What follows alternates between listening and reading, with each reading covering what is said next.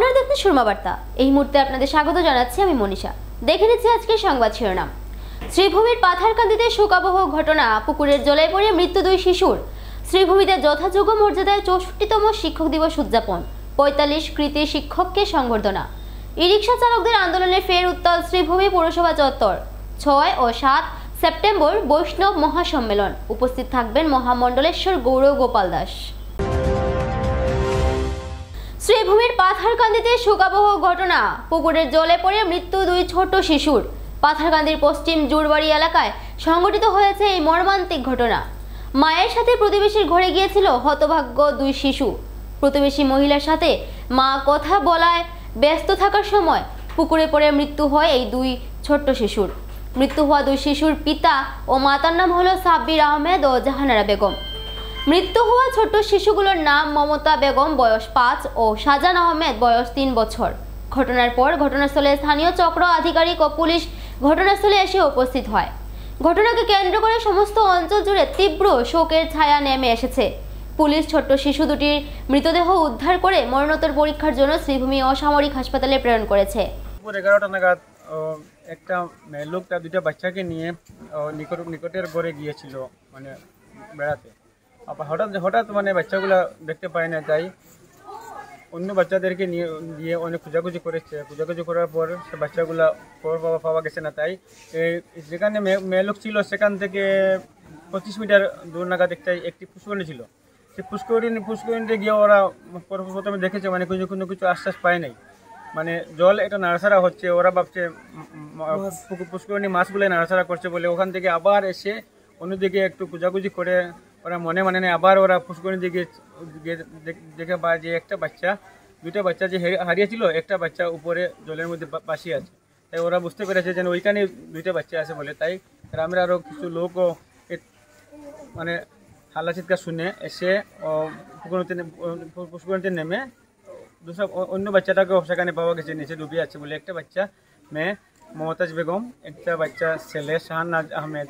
মমতাজ বেগমের বয়স 5 বছরের মতন হবো, আর শাহনাজ আহমেদের বয়স 3 বা একটু 1-2 মাস কমই বেশি হতে পারে।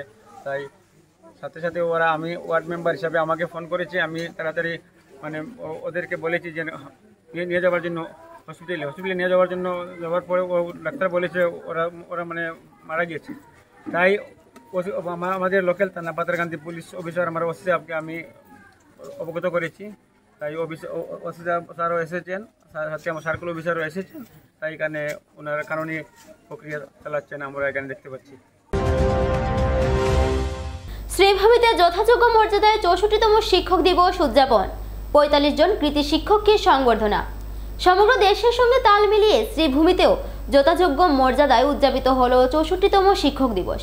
শুক্রবার 5 সেপ্টেম্বর সকাল 11টায় শ্রীভূমি জেলা শিক্ষক দিবস উদযাপন সমিতির উদ্যোগে জেলা গ্রন্থাগার ভবনে অনুষ্ঠিত হয় এক মহতী অনুষ্ঠানের সভাপতিত্ব করেন শ্রীভূমির জেলা আয়ুক্ত প্রদীপ কুমার দ্বিবেদী। বিশেষ অতিথি হিসেবে উপস্থিত ছিলেন শিক্ষা বিভাগের দায়িত্বপ্রাপ্ত অতিরিক্ত জেলা আয়ুক্ত উদয় শঙ্কর দত্ত, উত্তর করিমগঞ্জের বিধায়ক কমলাক্ষদে পুরকায়স্থ এবং রাজ্যসভার প্রাক্তন সাংসদ মিশন রঞ্জন দাস। এছাড়াও জেলার বিভিন্ন বিদ্যালয়ের শিক্ষক শিক্ষিকা, ছাত্রছাত্রী এবং সংবর্ধিত শিক্ষকরা অনুষ্ঠানে যোগ দেন। ডক্টর সর্বপল্লী রাধাকৃষ্ণনের প্রতিকৃতিতে পুষ্পার্ঘ্য অর্পণ ও প্রদীপ প্রজ্বলনের মধ্য দিয়ে অনুষ্ঠানের সূচনা হয়। স্বাগত ভাষণ দেন জেলা শিক্ষক দিবস উদযাপন সমিতির সম্পাদক নীলমজ্যোতি দাস।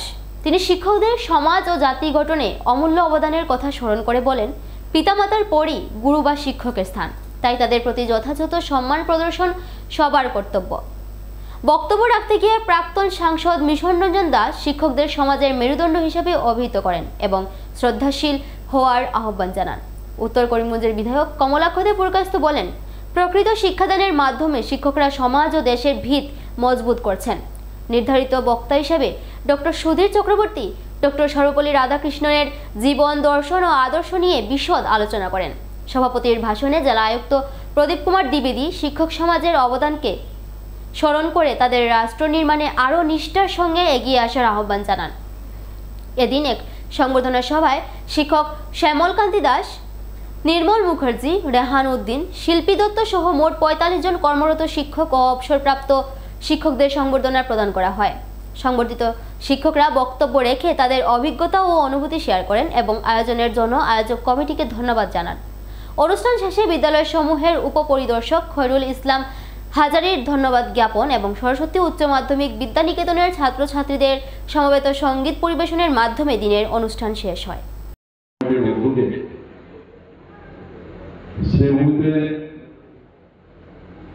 যে শিক্ষক দিবস উদযাপন করা হচ্ছে, মঞ্চে উপস্থিত আছেন শ্রীভূমি স্কুল সময়ের পরিদর্শক শ্রী নীলমজ্যোতি দাস মহাশয়, মুখ্য অতিথি। আপনাদের সকলকে আজকে এই 64তম শিক্ষক দিবস উপলক্ষে শুভেচ্ছা এবং অভিনন্দন জ্ঞাপন করছি। আর সকলের হয়ে শ্রদ্ধেয় মহান শিক্ষক, মহান দার্শনিক, এই দেশে প্রথম উপরাষ্ট্রপতি, দ্বিতীয় রাষ্ট্রপতি ডক্টর সর্বপল্লী রাধাকৃষ্ণনজির চরণে प्रणाम निवेदन करছি। और डॉक्टर सर्वपल्ली राधाकृष्णन का इस देश को बनाने में, नेशन बिल्डिंग में, एग्जिस्टिंग जो एजुकेशन पॉलिसीज हैं उनके निर्माण में क्या योगदान रहा है, तो उसमें बहुत डिटेल में जाने की मैं जरूरत नहीं समझता हूँ, क्योंकि मेरे पहले वाले वक्ता जो एक्सपर्ट थे, सब्जेक्ट एक्सपर्ट, वो बहुत डिटेल में बोल चुके हैं। खाली एक चीज, उस दिन आरोहण में जब के प्रोग्राम में जब छात्र छात्राएं थे, और उस दिन भी ये बात कही थी मैंने भी कहीं से सीखी है। खाली एक दो चीजें जो मेरी रिक्वेस्ट आप बोले, रिक्वेस्ट बोल के कुछ कहना चाहूंगा। शिक्षक का प्राइमरी काम क्या है, ये सवाल हमें अपने आप से पूछना पड़ेगा शिक्षक दिवस के दिन। क्या सिर्फ सिलेबस कंप्लीट करा देना, क्लास में जाके, वो हमारा काम है? वो भी हमारा काम है। इसमें अगर कोई ऐसा समझता है तो वो गलत नहीं है। He is also doing their duty. या सरकारी जो फॉर्मेलिटीज होती हैं उनको पूरा कर देना, वो हमारा काम है। और क्यों कुछ शिक्षक, और ये हर प्रोफेशन में है, सिर्फ शिक्षक के प्रोफेशन में नहीं है, हर प्रोफेशन में, IAS ऑफिसर्स के, पॉलिटिशियंस के, हर प्रोफेशन में है कि क्यों कुछ लोग बाकी लोगों से ज्यादा सम्मानित और पूजनीय होते हैं। हर प्रोफेशन में कुछ लोग होंगे जिनको आप लोग वो रिटायर हो जाएंगे, भले ही उसके बाद भी आप लोग याद रखेंगे कि नहीं, एक टीचर थे हमारे, आपके ही जीवन में, आप लोग सब लोग पढ़े लिखे लोग हैं, आपके जीवन में कुछ टीचर होंगे जिनको आप बहुत याद रखते होंगे, और कुछ टीचर होंगे जिनको देख सोच के आपको लगता होगा कि ऐसा शिक्षक शायद भगवान किसी को ना दे। ऐसा सबके जीवन में होता है, क्योंकि हम सब बहुत सारे शिक्षकों से पढ़े हैं। आज के समाज में एक गुरु की परंपरा तो नहीं है, क्योंकि मल्टीपल सब्जेक्ट्स हैं। मेरे भी रहे हैं कॉलेज में, स्कूल में ऐसे शिक्षक थे कि जिनकी क्लास में कभी बंद करने का मन नहीं करता था, ऐसा लगता था कि कहीं सर की क्लास में छूट जाए। और कुछ ऐसे भी शिक्षक थे कि जिनकी क्लास से बहाना लगाते थे कि कैसे इनकी क्लास से निकल के कहीं। 64তম শিক্ষক দিৱস উদযাপন কৰা হৈছে আমাৰ জিলাত, শ্ৰীভূমি জিলাত কেন্দ্ৰীয়ভাৱে কৰা হৈছে। আৰু আমাৰ আজিৰ এই সভাত আমাৰ মুখ্য অতিথি আছিলে আমাৰ সন্মানীয় মন্ত্ৰী ডাঙৰীয়া কৃষ্ণেন্দু পাল ডাঙৰীয়া। তেখেত কিবা এটা বিশেষ কাৰণত আহিব নোৱাৰিলেও তেখেতে ভইচ মেছেজ আৰু ফোনযোগে আমাক বাৰ্তা দিছে কৃতি শিক্ষকসকলক। আৰু আমাৰ সন্মানীয় DC ছাৰ, আজি শিক্ষক দিৱস উদযাপন সমিতিৰ সভাপতি, তেখেত আহিছিলে। তেখেতে আছে ADC এডুকেশ্যন ছাৰ আছিলে, আমাৰ এছিষ্টেণ্ট কমিশ্যনাৰ এডুকেশ্যন আছিলে, আৰু এছিষ্টেণ্ট কমিশ্যনাৰ এগৰাকী আছিলে আমাৰ নৰ্থ শ্ৰীভূমিৰ সন্মানীয় বিধায়ক আছিলে, আৰু আমাৰ বিশিষ্ট সমাজকৰ্মী সুব্ৰত ভট্টাচাৰ্য ডাঙৰীয়া আছে, আমাৰ অমৰেশ ৰয় মহোদয় আছে, ৰাজ্যসভাৰ প্ৰাক্তন সাংসদ আছে, আমাৰ মিছন ৰঞ্জন দাস মহোদয়, আৰু বহুত আমাৰ যিখিনি অতিথিবৃন্দ সকলোৱে আহিছে। আৰু শিক্ষক দিৱস আজি আমাৰ উলহ মালহেৰে আমি ইয়াতে উদযাপন কৰিছোঁ। আমাৰ ভাৰতীয় দাৰ্শনিক পণ্ডিত ডক্টৰ সৰ্বপল্লী ৰাধাকৃষ্ণনৰ আজি 64তম যি জন্ম দিৱস, তাৰ কাৰণে শিক্ষক দিৱস আমি 64তম শিক্ষক দিৱস হিচাপে আমি পালন কৰিছোঁ। ডক্টৰ সৰ্বপল্লী ৰাধাকৃষ্ণনৰ জন্ম দিৱসৰ স্মৃতিত অলপমান কোৱাতে ভুল হৈছিলে। যি নহওক, আপোনালোকক আমি ইয়াতে জনাব বিচাৰিছোঁ যে আমি 45গৰাকী শিক্ষকক জিলাভিত্তিক আমি বঁটা প্ৰদান কৰা হৈছে আৰু আশা কৰোঁ আমাৰ শ্ৰীভূমি জিলাৰ শিক্ষা খণ্ড আৰু আগুৱাই যাব। শিক্ষকসকলক এই চেগতে মই প্ৰণাম জনাইছোঁ। ধন্যবাদ। প্ৰায় 45গৰাকী শিক্ষক কৰ্মৰত, অৱসৰপ্ৰাপ্ত আৰু CRCCকো আমি শিক্ষকৰ কেটাগৰীত ৰাখি এৱাৰ্ড দিছোঁ।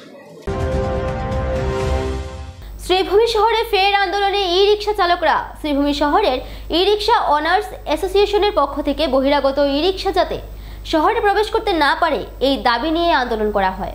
শহরের ই রিক্সা চালকরা জানান, শহরে যানজট সমস্যা দূর করতে পৌরসভা ও প্রশাসনের পক্ষ থেকে তাদের সাথে বৈঠক করে শহরের ই রিক্সাগুলো শহরে চলাচল করবে এবং গ্রামের ই রিক্সাগুলো গ্রামে চলাচল করবে এই নির্দেশ জারি করা হয়।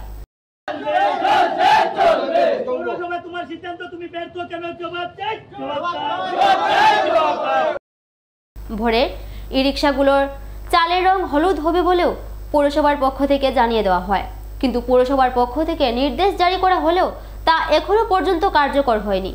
25 আগস্ট ফের একবার গ্রামীণ এলাকার ই রিক্সা চালকরা আন্দোলন সংগঠিত করেন শ্রীভূমি শহরের প্রবেশদ্বারে।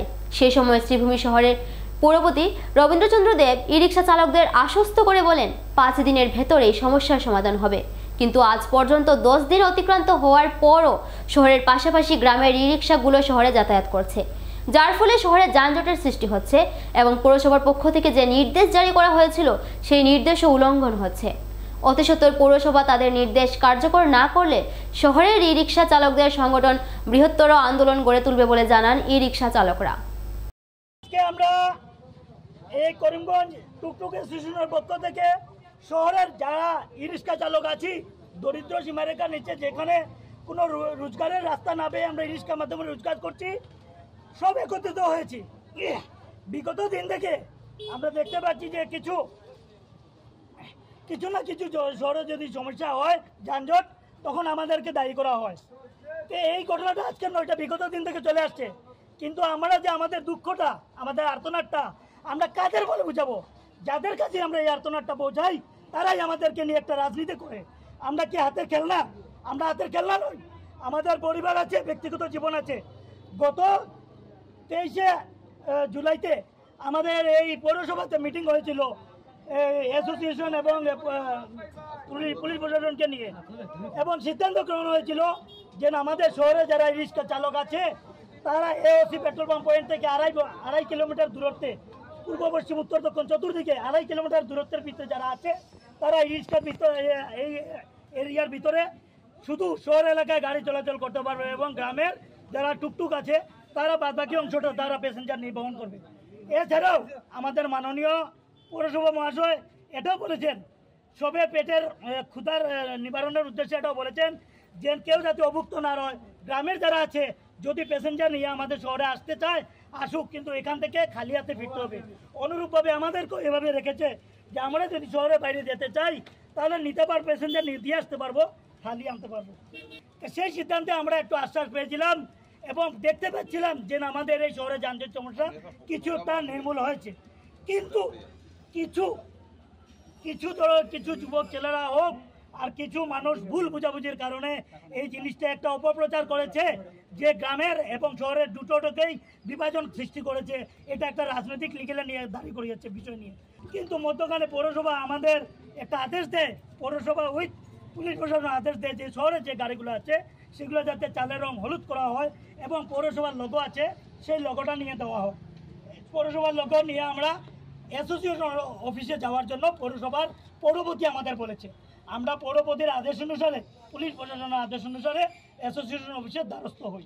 সেখানে যাওয়ার পরে অ্যাসোসিয়েশন অফিসে তাদের রুল অনুযায়ী আমাদের দুটো স্টিকার বাবদ 40 টাকা, 20 40 টাকা, এবং আমাদের অ্যাসোসিয়েশনে যুক্ত হবার জন্য অর্থাৎ সদস্য হবার জন্য 200 টাকা ফিস এবং প্রত্যেক মাসে 100 টাকা আমাদের দেওয়ার জন্য বলে। এবং বিস্তারিত এটাও বলে যে এই 100 টাকা কী কারণে দিচ্ছি।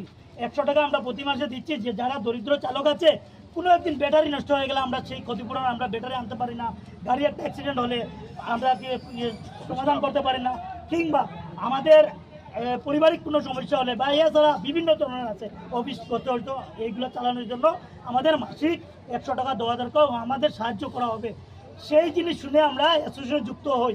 যুক্ত হওয়ার পরে কিছুদিন পরে 24 অগাস্টে যখন এই ধরনের আন্দোলন হয় তখন পৌরপতি বাইরে ছিলেন, আমাদের সময়সীমা দিয়েছিলেন 5 দিনের, 5 দিন পরে তিনি এই সমস্যার সমাধান করবেন বলে জানান যে আমার সিদ্ধান্ত আমি অটল আছি এবং এই শহরের গাড়িগুলো যে সিস্টেম দিয়েছি এই এলাকার ভিতরে চলার জন্য এটা এভাবেই বলবৎ থাকবে। কিন্তু আজ 5 দিন অতিক্রম হয়, 10 দিন রানিং হতে চললো, কিন্তু পৌরসভার এখনো ঘুম ভাঙছে না। কেন আমাদের সাথে এইভাবে ছিনিমিনি খেলা হয়? আজ আমরা গাড়ি হলুদ রং করিয়েছি, এই হলুদ রং করার পিছনে আমার 1000 টাকা খরচ আছে, এছাড়া আমাদের হাজিরা আছে। এই হাজিরাগুলো কে দেবে? এখন ডিটিও আমাদের ফাইন্যান্স করতে রাজি, ফিটনেস দিতে রাজি হচ্ছে না। এর জন্য দায়ী কে? আমরা চাই আমরা শহরের নাগরিক হিসাবে এই শহরের যানজট সমস্যা দূর হোক। এছাড়া এই যে সিস্টেমটা আমাদের প্রশাসন চালু করেছিলেন অতি সুন্দর বিষয় ছিল। কিছু বহিরাগত যারা টুকটুকি আছে, ড্রাগস এডিক্টেড মানুষ আছে, এগুলো অ্যাক্সিডেন্ট করে আর দোষ যায় আমাদের শহরের ছেলেদের উপর। 6 ও 7 সেপ্টেম্বর বৈষ্ণব মহাসম্মেলনের আয়োজন শ্রীভূমি জেলায়। ভারতবর্ষের মধ্যে প্রথমবারের মতো শ্রীভূমি শহরের নীলমণি স্কুলের খেলার মাঠে বৈষ্ণব মহাসম্মেলনের আয়োজন করা হচ্ছে। এই নিয়ে শুক্রবার এক সাংবাদিক সম্মেলন করে আয়োজকরা জানান, বৈষ্ণব মহাসম্মেলনে বৈষ্ণব ধর্মের মহামণ্ডলেশ্বর শ্রী গৌরগোপাল দাস শ্রীভূমি শহরে উপস্থিত থাকবেন। এছাড়াও বরাক, আসাম, ত্রিপুরা থেকে প্রায় 50-60 জন বৈষ্ণব গুরুরা শ্রীভূমিতে উপস্থিত থাকবেন। 6 সেপ্টেম্বর বিকেল 4 ঘটিকায় 108 জন মহিলা কর্তৃক শ্রীভূমি শহরের দশমী ঘাট থেকে গঙ্গা আনয়নের মাধ্যমে অনুষ্ঠানের শুভারম্ভ হবে। গঙ্গা আনয়নের পর প্রভুর জলাভিষেক হবে। সন্ধ্যা 7টায় সমবেত প্রার্থনা অনুষ্ঠিত হবে। 7 তারিখ সকালে মহামণ্ডলেশ্বর সহ অন্যান্য বৈষ্ণবগণদের যানযোগে 12 গ্রাম গুরু আশ্রম থেকে শহরতলি পর্যন্ত নিয়ে আসা হবে। সেখান থেকে এক বর্ণাঢ্য শোভাযাত্রার মাধ্যমে সবাইকে নিয়ে নীলমণি স্কুলের খেলার মাঠে মূল অনুষ্ঠানস্থলে নিয়ে আসা হবে। এদিন দীক্ষা অনুষ্ঠানে 4 জন বৈষ্ণব একযোগে দীক্ষা প্রদান করবেন। দুপুর 1:30টা থেকে মহাপ্রসাদ বিতরণ করা হবে। বিকেলে এক সাংস্কৃতিক অনুষ্ঠানের আয়োজন করা হবে। সাংস্কৃতিক অনুষ্ঠানে নাট্য অভিনয়ের মাধ্যমে প্রভুর জীবন দর্শন প্রদর্শিত হবে। বৈষ্ণব মহাসম্মেলনে আয়োজকরা শ্রীভূমিবাসীকে 2 দিন ব্যাপী আয়োজিত এই অনুষ্ঠানে উপস্থিত থাকার আহ্বান জানান।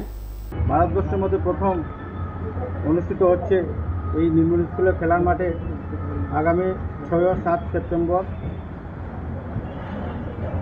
এই অনুষ্ঠানে আমাদের বরাক উপত্যকার সব অনুষ্ঠানা মণ্ডলী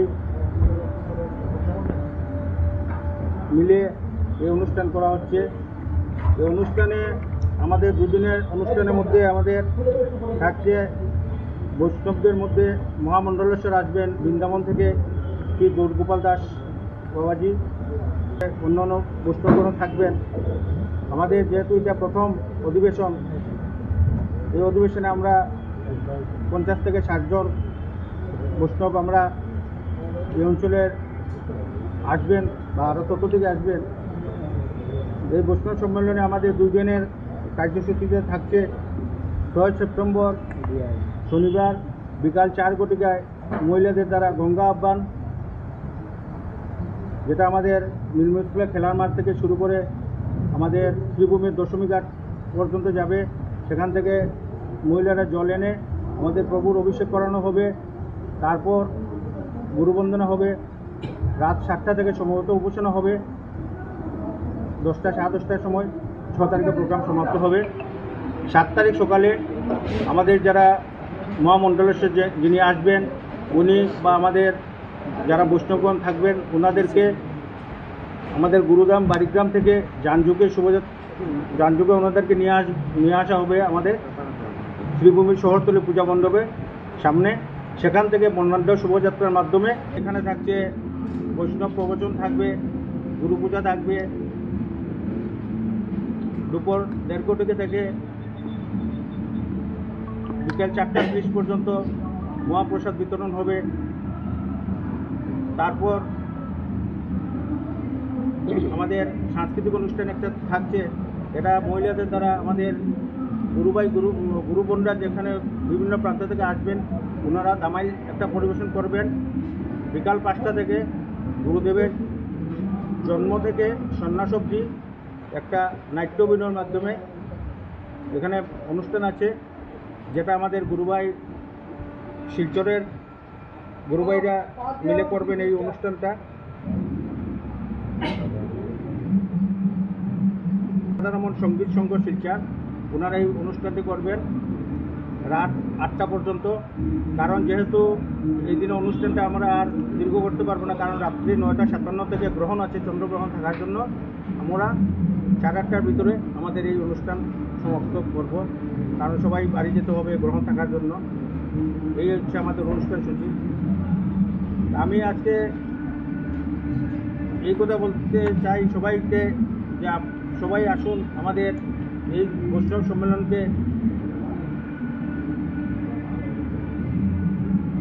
দুদিনের এই সম্মেলনকে আমাদের সফল করে তুলতে সকল সাহায্য কামনা করছি এবং সবাই এসে আমাদের এই অনুষ্ঠানটিকে সাফল্যমণ্ডিত করে তুলবেন।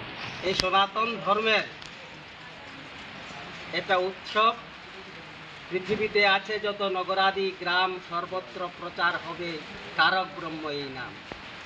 তাই বলেছেন বৈষ্ণবাংশ সাগরা জাতাং সাহাগানাং ললিতাং তাং সজীবম সাধ্যৈতাং সাবধূতাং পরিজন সহিতাং কৃষ্ণ চৈতন্য দেবং রাধা কৃষ্ণ তদালয়ে।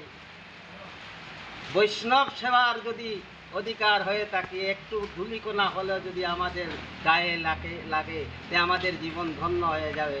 সেই বলে এই বৈষ্ণব সম্মিলনে সবাই এসে আমাদের সহযোগিতা করবেন। এবারে নিয়ে নিচ্ছি ছোট্ট একটা বিজ্ঞাপন বিরতির সঙ্গে থাকুন। বিভিন্ন আধুনিক ও আকর্ষণীয় টাইলসের সম্ভার নিয়ে শ্রীভূমিতে উপস্থিত প্রিয়া টাইলস। আপনার ঘরকে অতি সুন্দরভাবে সাজিয়ে তুলতে আজই চলে আসুন প্রিয়া টাইলসে এবং নিয়ে যান অত্যাধুনিক টাইলস। আপনার পছন্দের সব রকমের টাইলস আমাদের প্রিয়া টাইলসে উপলব্ধ রয়েছে। আমাদের ঠিকানা চান্দ্রাস প্লাজা নিয়ার বিশাল মেগামার্ট, স্টেশন রোড, শ্রীভূমি। যোগাযোগ 9101805530 9957709784। আনন্দ সংবাদ, আনন্দ সংবাদ। করিমগঞ্জে এই প্রথম 3D সিটি স্ক্যানের সুবিধা নিয়ে এলো Karimganj health city, Banamali road, Karimganj. পুরো শরীর 3D সিটি স্ক্যানের সুবিধা এখন পাচ্ছেন করিমগঞ্জে। আন্তর্জাতিকভাবে বিখ্যাত ডাক্তার দ্বারা রিপোর্ট। 3D সিটি স্ক্যানের জন্য যোগাযোগ করুন টেলিফোন 03843260705, মোবাইল 9678033047।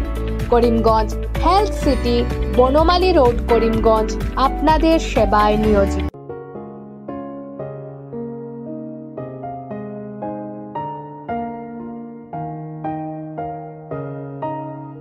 চিকিৎসা সেবায় নতুনত্ব নিয়ে হাজির নিউ লাইফলাইন হাসপাতাল।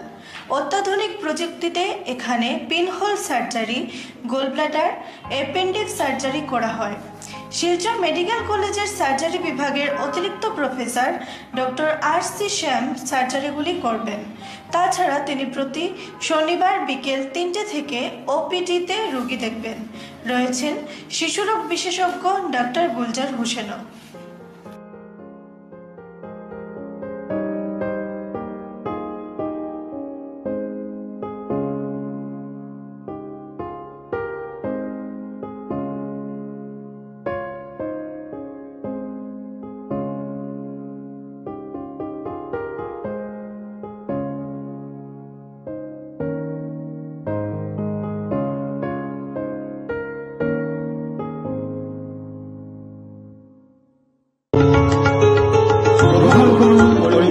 হোলসেল কোঅপারেটিভ স্টোর্স তথা সহযোগীর আন্তরিক অভিনন্দন। করিমগঞ্জ হোলসেল কোঅপারেটিভ স্টোর্সের নিয়ন্ত্রণাধীন স্টেশন রোডস্থ বিভাগীয় বিপণী সহযোগী নতুন উদ্যোগে সমৃদ্ধ হয়ে জনগণের সেবায় এগিয়ে এসেছে। তুলনামূলক কম মূল্যে নিত্য প্রয়োজনীয় দ্রব্য সামগ্রীর যোগান অব্যাহত রাখতে সহযোগী কর্তৃপক্ষ বদ্ধপরিকর। জেলার সমবায় আন্দোলনকে জোরদার করে তোলার ক্ষেত্রে করিমগঞ্জ হোলসেল কোঅপারেটিভ স্টোর্স তথা সহযোগী কর্তৃপক্ষ সকলের আন্তরিক ও সক্রিয় সহযোগিতা কামনা করে। নতুন আঙ্গিকে বাস্তব পরিকল্পনা নিয়ে সহযোগী স্টেশন রোড, করিমগঞ্জ আপনাদের সেবায় সদা প্রস্তুত। স্বাস্থ্য সংক্রান্ত বিষয়ে খরচের কথা ভেবে চিন্তিত হচ্ছেন? এখন আর চিন্তার কোনো কারণ নেই, কারণ আপনাদের সেবায় এসে উপস্থিত হয়েছে জীবনজ্যোতি হাসপাতাল। এখানে অনেক কম খরচে আপনি পেয়ে যাবেন অনেক অভিজ্ঞ চিকিৎসকদের দল। Child specialist, cardiologist, urologist, gynaecologist, skin specialist, orthopaedics, neurologist, এছাড়াও নর্মাল ডেলিভারি, সার্জিয়ান ডেলিভারি, সব রকমের ortho surgery, advance laparoscope surgery, knee replacement, spine surgery, সব রকমের ইউরো সার্জারির সুবিধা ছাড়াও অপারেশন থিয়েটার, 24 ঘন্টা emergency ward, ICU labour room, medical specialist, general ward, laboratory, hospital dispensary, গাড়ি পার্কিংয়ের স্থান ছাড়াও নানান প্রকার সুযোগ সুবিধা অনেক কম খরচে লাভ করতে পারবেন জীবনজ্যোতি হাসপাতালে। তাই আর দেরি না করে আজই চলে আসুন। যোগাযোগের নম্বর 7637062954, 8638048459। আমাদের ঠিকানা Nilambazar, Gandhi GP, Durganagar road, Assam 788722। Barak diagnostic centre. এখানে digital ECG, digital EEG, digital X-ray, computerised pathology, microbiology, histopathology, colour Doppler sonography, chamber home collection ইত্যাদি করা হয়। আমাদের প্রতিষ্ঠান সকাল 7টা থেকে রাত্রি 9টা পর্যন্ত খোলা থাকে। প্রতিদিন সকাল 8টা থেকে সোনোগ্রাফি করা হয়। যোগাযোগ Barak diagnostic centre, settlement road. যোগাযোগের নম্বর 03843273151, 7086376822, 9401325290। শোনো বার্তা এ পর্যন্তই। আগামীকাল আবার দেখা হবে একই সময় একই চ্যানেলে। নমস্কার।